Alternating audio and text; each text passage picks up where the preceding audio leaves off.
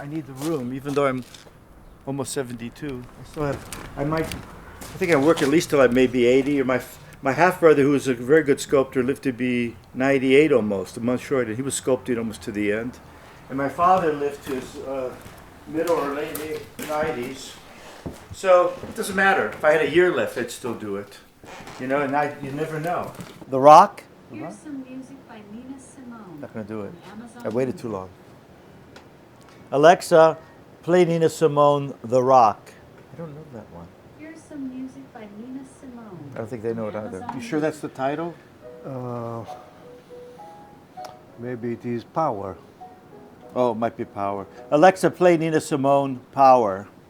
Run to the river, it was boiling around to the sea. It is ironic to me. Like Tuesday, I'm gonna be at a dinner with Nina Simone.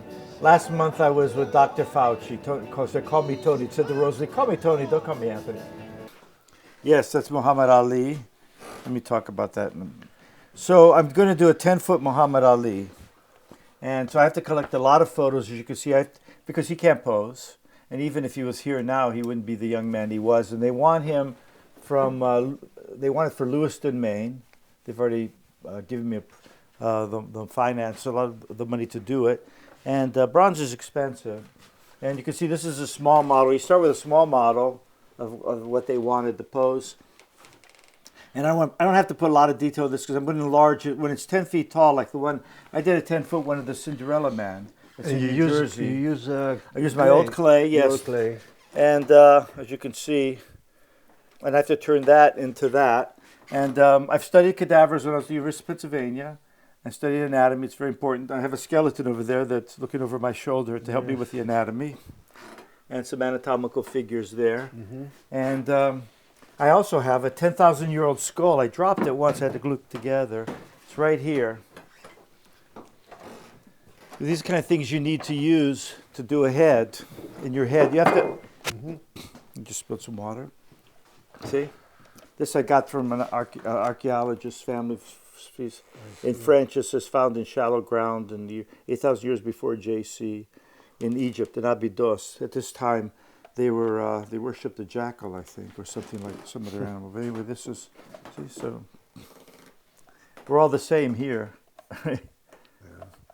So, yeah. Teeth were better than so this. So you need to know a lot of anatomy. Yes, there's a lot of science. There's a lot, and I was talking about Apollo and Dionysus, and the Apollo part is the science. Mm-hmm. So it's not just, you know, geometry and shapes and history and literature, all of those references that I enjoy, but there's also the anatomy. Know where the bones are, and not just the anatomy like a doctor would know it or a plastic surgeon, but you have to know the shapes. And the shapes are kind of, they're not as easy to find boundaries for. The door's open. They're almost, it's almost, I don't say infinite. It's almost like you're running over a landscape or something with your you're sensing the topography of the figure. So, you know, I have the medial vastus here, and the femoris rectus muscles, and the gastrocnemius, and all these. A lot of I've forgotten the names. I haven't studied anatomies for so long, but I know the shapes because I've been doing them for so many years. The patella. And then, you know, so when I do a project like this, let me put this up here so I don't drop it again. I already did that once. Put it next to Justice Ginsburg over here. It's a plaster of her.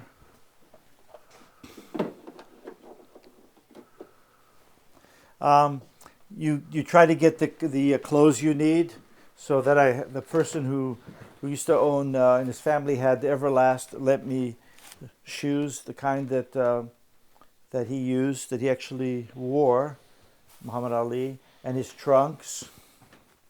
See the Everlast trunks.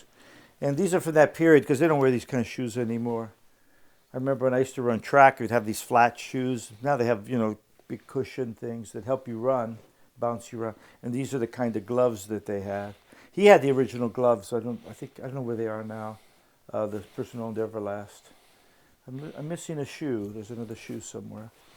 But lots of times when I'm sculpting, so particularly if they're historical, now, interesting, speaking about Greek culture, there's a man in Villanova who I get costumes from. And I'm having another blockage here. I'm thinking of his name. He's a friend of mine.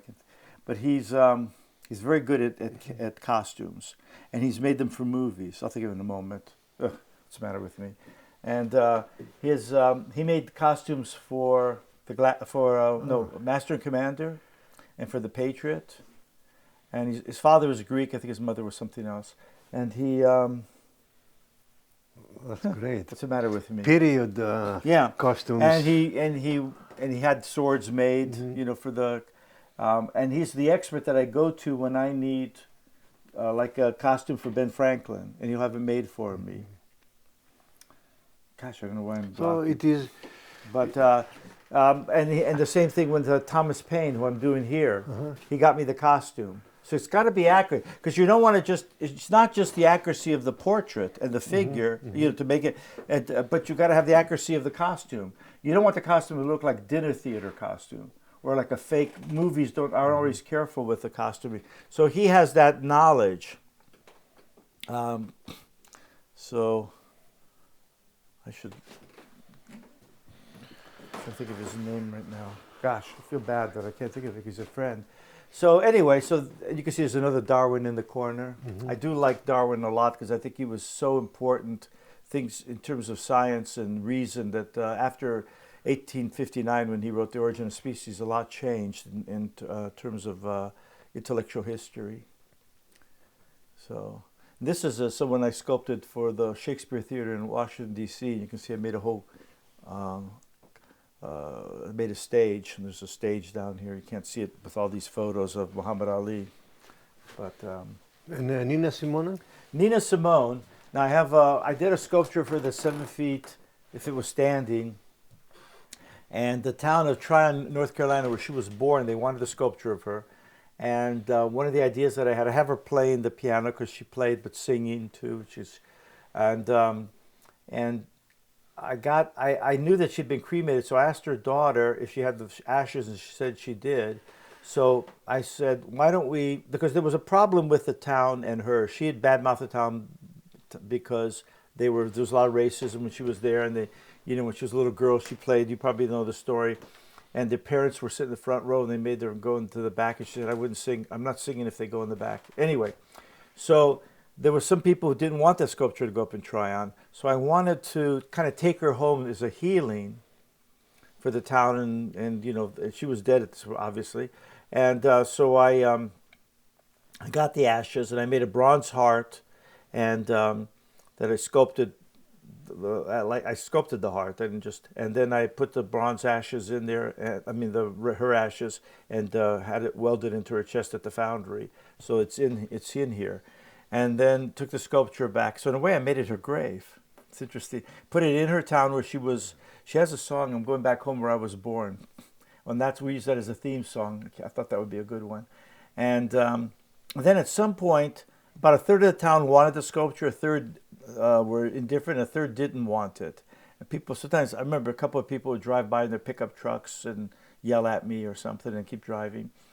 So someone called me from the paper, said there's some talk, there are people who want to move it. And I put it in, I had to put it in permanently when I did it. So I said, if you want to move it, you're going to have to bulldoze it. It's not going to look good, especially because her ashes in the sculpture and it's her grave. You're going to bulldoze her. Let me get the press there when you do that. Let me know when you're going to do. So they backed off. So it was important for me to do it.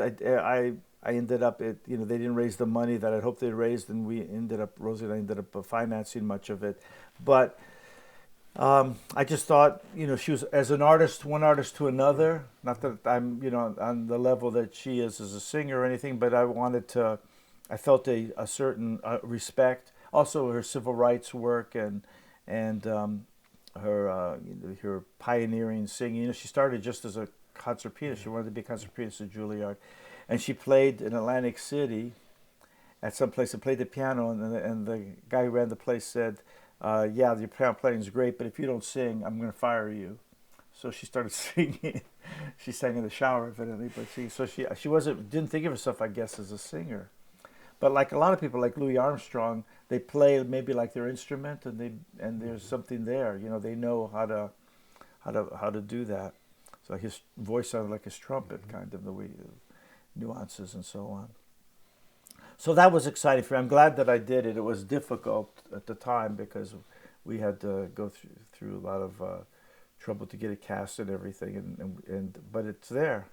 So usually when we get commissions, we can make them happen. You know, if we can, you know, we bring ourselves to it, and what experience of having over these 100 big sculptures around the world. So we've learned a lot. Do you feel pressure when there are deadlines, or I do. Sometimes it is helpful because you put your mood into some kind of more organized way? Well, there's a well-known thing in art and sculpture that sometimes you don't meet a deadline. You don't finish a sculpture. You just abandon it when the deadline comes.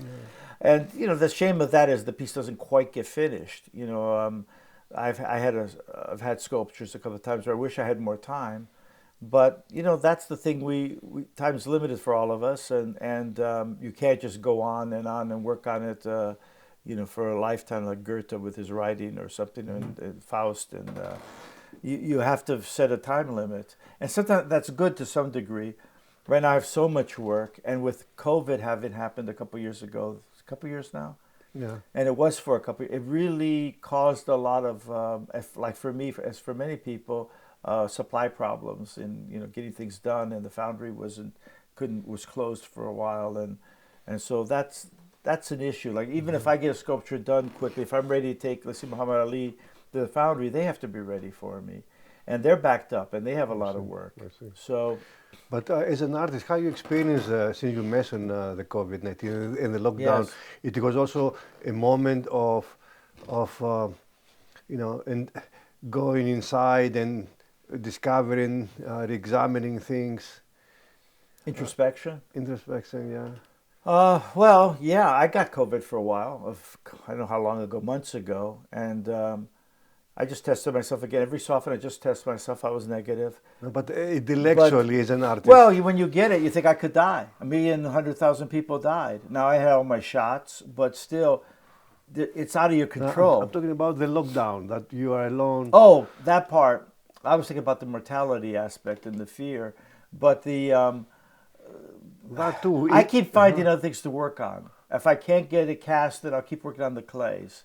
Or if I can't, you know, you can move to other things, and then another project. I have so many going at once, and some of them, like I want to sculpt Hypatia, I want to do a sculpture about time, because I did freedom. My next philosophical idea, I want it to be about time, if I can find the time. But it's, you know, I can work, always there's something else to work on. You know, I can move to another piece. And I get bored if I work on one piece. I need to move from piece to piece. And also, if you work on one sculpture, it feeds another. You learn something here, you take it over here to this one. And then, so even the animal sculptures that I have upstairs, I'm working on for the zoo in Norristown. It helps me to even sculpt people, to do the heads on people. Get good. I can do heads on animals. Each animal is different. They're not. I can make it a portrait of an animal if I want to, because I can do portraits.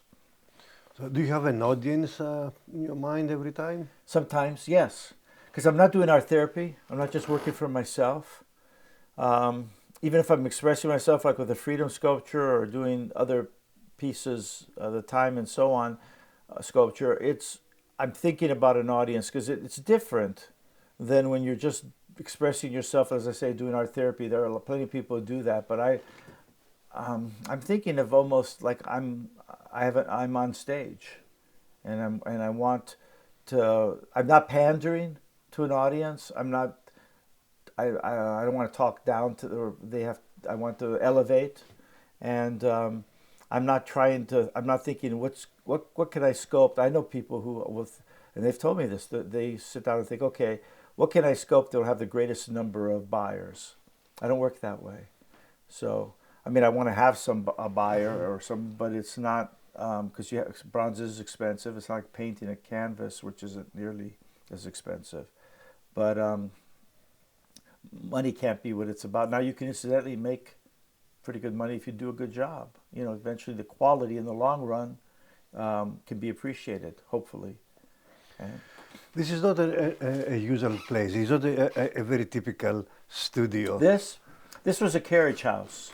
Let's, Yeah, and under this wood that I put in, there are grooves of concrete so that they could wash the horse down, and there was hay upstairs at one time. There was a hole in the ceiling here. I could take you upstairs if you'd like to see more. it is an old building. It's 250 years old. So it's older than I am. And you can see from up here, you can get a nice view of a couple of rooms. So I'm going to expand this, I'll have twice the floor space once I add to both sides, which is going to happen in the next few months, I hope. If I can find it, I will show you. I have them downstairs, but I don't have it up here. But sometimes one photo, and I was showing you earlier, there was one photo that I saw of Frederick Douglass, and I thought I want to sculpt Frederick Douglass because I found it very powerful. I don't think I have. I might have it here. It's one of these. Sometimes I did that with General Grant. I saw one picture of him where he looked like he'd been through hell, and he said he had. He said he could walk across a battlefield and his feet would never touch the ground. There were so many bodies, and he didn't like blood. His father had a tannery, and it was so you're looking for a picture that's for something that strikes you. And I had to sculpt him. I did. I saw a nice picture of Eisenhower, and I sculpted him. There's Nina Simone, by the way. See the head? Yes. See, you have it. This one I don't like as much. This is the head on the big one. Mm-hmm. But my father was dying at the time. I was trying to get this finished. It was 1985, and I told the client that I needed more time, but he wanted to get it up. He had a deadline, and so I had to just abandon it. As I said earlier, I would like to switch that head, get it in bronze, and get it on that figure. So I might do that at some point. She's got her necklace, and next to her is Edgar Allan Poe, which is kind of interesting because the French like her. And do you recognize over there is the woman from Burma? Now it's called something else. She's had some controversy. Oh, you see, there's a Zeus. There's a Greek part of a Greek sculpture. Here's a wolf. And there's Emerson over there, and the woman from Burma, and there's another Franklin, and again, these are the animals that are going to go. These are going to be life and a half at the zoo. These animals, the buck, instead of a buck might be 60 inches here, it's going to be 90 inches. It's going to be a big piece, and I have to have room for it. See, I have a cat up there. See the skeleton? Mm-hmm. I show that to my other cat and tell him, don't misbehave. And that's what happens. And this is an Einstein, just because I wanted to sculpt him. I thought he deserved a good bust of himself. And I'm not quite finished with it, but I haven't had time to finish it. But it's pretty far along. Do you find Americans or other Europeans, since your work is all over the world, how you see different cultures appreciating art in general and your work in particular? On one hand, I remember the Scottish philosopher David Hume talking about taste, and he emphasizes education. And on the other hand, Plato did too, education for ethics and everything, Socrates. And also Kant. Some educated people could do bad things too, though. Immanuel Kant talks about taste, but more, I think he's talking about beauty. Yes. And he talks about other things. And Schopenhauer did too. And saying that in the pure reason we understand an object for its use, but art is not exactly useful. No, it's not. And that's the irony of it. How a society, how individuals can appreciate art? It's funny because my he would be my brother-in-law if I was still married, but he was here today. He studied pure math, and then there's applied math. It's the same kind of difference. He wasn't interested in applied math. He wanted to just study the pure, and that's something of that here. Except that there are Whoa, these are actual people. It's not. How do I explain it? This, I wanted to make something you could walk around. Same thing. Pure math would be just the, but I was trying to use that as an analogy. But the analogy breaks down in the sense that these are very realistic figures. Although I'm not trying to do every little wrinkle and everything, because I want it. That it's some things you leave out too. It's not what you put in always. Yeah. Just, No, I'm trying to approach how you see art. What is art for you? for me, art. I don't think it's written in the sky. I mean, I don't believe in any of the gods, so I don't believe that there's necessarily like objective, this is art. I don't know. I think art to some degree is a human construct. I think to some degree it's in our genes that we've evolved. For example, if you look at a person and if they're not symmetrical, they're probably not healthy, and you don't want to breed with them because that's going to pass on. So I think symmetry is part of, it's probably in our genes. Balance, I think there's certain elements of color. So people, I think it's to some degree it has to do with evolution for us. I go back to Darwin. There is some cultural influences on that, so that in ancient Greece they had brightly colored sculptures. They color their marbles. Just like in Mexico, the bright sun, otherwise it'd be snow blindness. You wouldn't even see those marbles. So if there was a statue of Apollo, which there was, of Hermes, that was white marble, and if you had outdoors in the bright sun, you wouldn't be able to see it. So they would take oil or something, olive oil or something, and put it over the marble, and now it's almost like a tanned figure. And then they would put a little earth color into the hair, and then they put gold speckles in the hair, so it looks like he's a god. It's sparkling in the sun, and under his sandals, the same thing. So it lifts him up off the pedestal.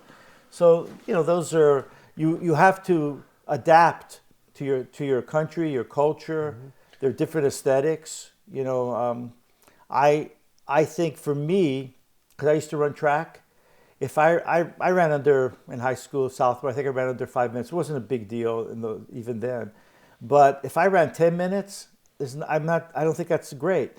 So I want to, for sculpture, skill is important. The skill of running, or the skill of hitting baskets, or the skill of making a good likeness. If a person can't do it well, I don't have much respect for that.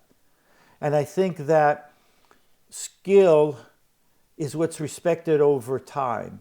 Something is really, really well done. Whether it's music, I think that's the thing that's sustained over many years. Listening to Mozart or Bach is the skill. And the genius, of course, but the genius, you can't have that without the craft. I think the ancient Greeks, I don't think they had a word for art. They had arete or something, but it was about good craft. How well, and the sculptors are like stonemason, but they took it to a level higher. They made something beautiful that the other ones didn't make. But still, it had to do with dexterity and with virtuosity. Like a Franz Liszt on the piano, or Chopin.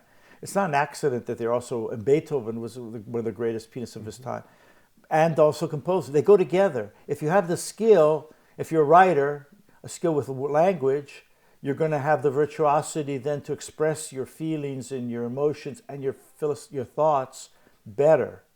You'll reach for those tools, they'll be there for you. You reach for those building blocks.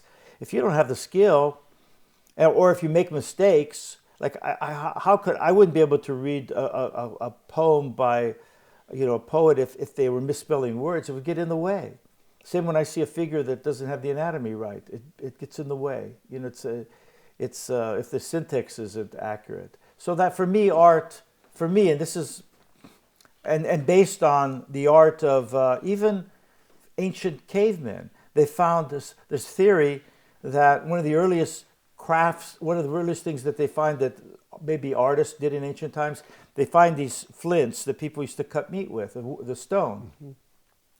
And a lot of them have never been used. They're just beautifully made. So they suspect that somebody would make one and say, here, you should marry me, breed with me, because I have good genes. I have a good sense of balance and beauty and harmony. And look at how lovely I made this tear-shaped carve. And I think that's what happens. Then you see I see those cave drawings, the ones that I've seen. I haven't seen any bad ones. Now, why aren't there any bad ones? I've seen beautiful, and they're realistic, but yet they're poetic. A bison, I think if somebody got up there and drew something bad, they probably threw stones at him and told him, get the hell away from that. You're not any good. Erase that. Do that over again.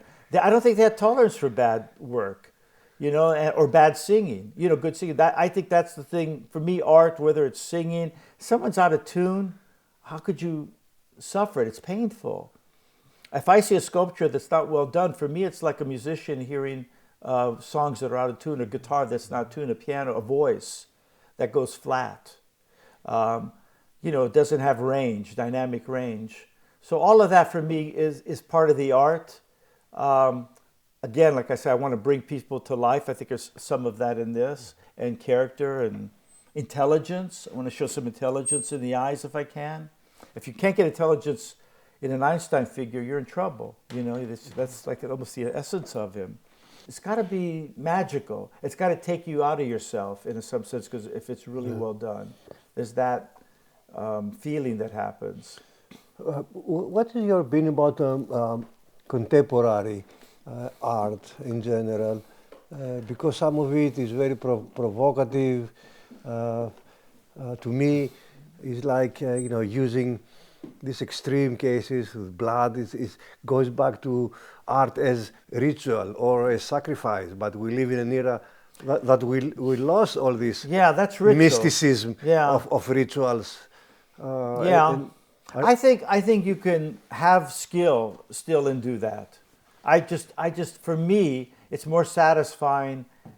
I mean, if I see a building and it's a big block building, like it was very popular for a long time, and that was modernist period, like back in the after World War II, especially Seagram's building or some of these that Philip Johnson did and others, and they're just big rectangles. And then you look at that compared to, let's say, a beautiful cathedral like in Notre Dame or Notre Dame, and or Cologne or one of the other ones. You see, the big ones look the same from a distance as they do when you come up close. They're just big block. You don't see anything. The cathedrals, when you come up close, from far away, they're beautiful shapes, right? The spheres and everything. And then when you get close, they still have sculpture all around where you go in through the doorways on the sides, because that's the human level. That's where you still want to have something beautiful or interesting there. And I think it's like a tree. From a distance, the trees have interesting, beautiful shapes. Usually, kind of, you know, like almost like arteries, like we have it. It seems to be kind of a universal thing, or a leaf. But if you go from the big tree right down to the leaf, there's that shape, always that, you know, that's coming out. So there's something to see from a distance with a telescope and close up with a microscope on the same piece. So for me, that makes it a lot more interesting. That I want to have a sculpture from a distance, has maybe a strong abstract design even, like my gateway sculpture, which has this DNA. It's actually a figure, 2 legs, the body is a big DNA, and then the one arm up, and then there's the circle is the head. So that's the design. That's the armature in a sense of it. Now, if I took it further, I might sell it just like that, but if I took it further, which I intended to do when I was doing it for Drexel, or if I do it for pharmaceutical companies, I would add these relief sculptures. I didn't get a chance to show you downstairs, but that each puzzle piece that would go on it would represent a paradigm of knowledge, of poetry and history and so on. And the top would have, you know, would have a sun and a sunflower, so that the sunflower moves towards the sun. So there's a whole metaphor. But when you would go you go up to the sculpture from a distance, it'd have a big design, which would be pleasing. And then when you went through it, you would see more right through the doorway, just like the cathedral. Now, when you get under it and you look up, it all comes together like the Pantheon, where you feel like you're part of the shape. Yes, yes. You complete the sculpture because everything I did in there comes together. And I hope I get to put that up somewhere, because there's a lot going on at once, which I like to do. It's almost like a movie or a play where you see several plots going on at once. The simple narrative, maybe that's part of a contemporary, sensibility now, in that one wants to have a lot going on at once because of stimulation. I mean, we have the internet, we look at our phones and our iPads and so on, and we get bored easily and we flip from thing to thing. I like to have a lot going on at once. Like my freedom sculpture is several things. It's about big design of freedom, It's also about human development and mortality and all of that. It's also a one-man show. It's also how to make a figure. It's a lesson. If you're looking at it and you're an art student, this is how I sculpt a figure. You start with a simple, and it has that lesson, even with the tools and the clay. So all that going on at once, and there's more. And then, there's autobiography, there's, and go on and on. But it's, I was going to make a fountain out of that one time and have a waterfall, because time and the river, and it's like a Thomas Wolfe. It's part of that process. I'm going to have water pouring over it, but anyway. So it's that's for me. What is art? Beauty is a part of it. I know that when I was in art school, sometimes people would like to have, somebody who was very unattractive pose or something. That's fine, and you can find beauty in it maybe. I have a hard time finding. I want to make something. If I'm going to put a lot of time into something, invest in something, I prefer to make something beautiful, to be long lasting. There's enough ugliness in the world. If I'm going to make something ugly, it's more about making a statement about an ugly situation that I'd like changed. But I don't want to, the whole idea of bronze and marble when you're carving, is that it's long lasting. There was a movie made once, some years ago, about what would happen in the world if humans all disappeared all at once, and how long would it take for the cities to overgrow and so on, and buildings to collapse, and after like 1,000 years, I'm trying to remember. I saw it once, and I'm trying to remember it. But at the very end of the movie, they said, when all the cities and everything are down, what remains are the bronze sculptures. They were in the jungle and all this overgrowth, which I thought that was impressive to me. I don't know how they came up with that. But there is, when you look, for a lot of cultures, when you're trying to find out what they were like, you're looking at their sculpture. In ancient Greece, there used to be many really good painters that were famous in their time. There's almost nothing left. There's some of the work that they did with those little stone pieces, but there's not much because it doesn't last. Paint is not it's not like bronze. And bronzes, well, a lot of the bronzes were melted down. There used to be, I think I read somewhere, 200,000 to 400,000 bronzes, and now there's like a handful of original bronzes. It's incredible. The Getty bronze, there are a few and they find them because the ship was sinking. They break them off. They have them tied to the deck. They break them off at the ankles and throw them overboard, or the ship actually sinks and they're overboard. Some of them don't have feet because they just get the weight off. First throw the slaves out, then you throw the overboard, then throw the sculptures.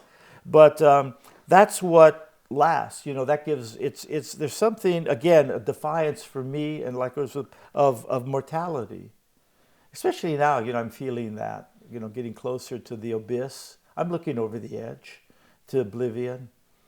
And, I realize it's for everybody. I'm not, I would resent it if I was the only one dying, or only a few did, and but everybody's going to die. And I don't see any reason to think that there's any kind of afterlife after that. I think the only afterlife you have probably is being remembered by people that knew you, hopefully loved you, that you did good things for, that you loved, and created works of art. Like, look, we're listening to Bach, we're still listening to Beethoven, and looking at Michelangelo. Although lately they've been looking at, some people are complaining about the nudity of the David and so on. But it's, those are the things, and why are they there? Because they were, even in their own time, Michelangelo was called the terrible, in Italy, terribly, because he was intimidating. That's what they meant. Not that he was terrible. He scared crap out of them. People could thought, how did he do this? He was like, I don't know, 20 something when he did the Madonna with the Christ laying over. And the David earlier. People didn't know how could he do that. The same with the Da Vinci and some others, and again Mozart to do what he did. Unfortunately, he didn't live very long, but who knows what else he would have done. But so that's, again, I think that kind of skill. I mean, for me, I'm trying to think of you talk about art, and it's not just art, but what would a world be like without those geniuses that create, beautiful music and great paintings and great? It'd be so dull if it was all mediocrity. Like, what's the difference between mediocrity and that's what it is. It's that those people have that ability. Other people, they almost seem like they're almost born with it. little kids. They you know, I had a painting teacher, and this is true. My half brother too. You say, well, when did you know that you were going to be good? When did you do this good work? So I always did it. What they learned later was they had that genetic gift, but then they learned through schooling how to hone it. And they learned from other people certain things, taste and whatever. As in your case, you know, my first sculpture is my father's. You saw that. Yes, you knew when that was your calling. I knew it as a child. Yes. And I'll tell you, part of it is like, you know, that's how I saw the world, drawing it. And I remember I had a babysitter. So this is way before I ever went to school. My mother had this Greek woman take care of me. And I remember she had a big beauty spot and all that. But anyway, she was taking care of me, and she wanted to, I don't know if she saw me drawing, but she was going to show me how to draw a face. And she drew a face, a profile, and it had two noses.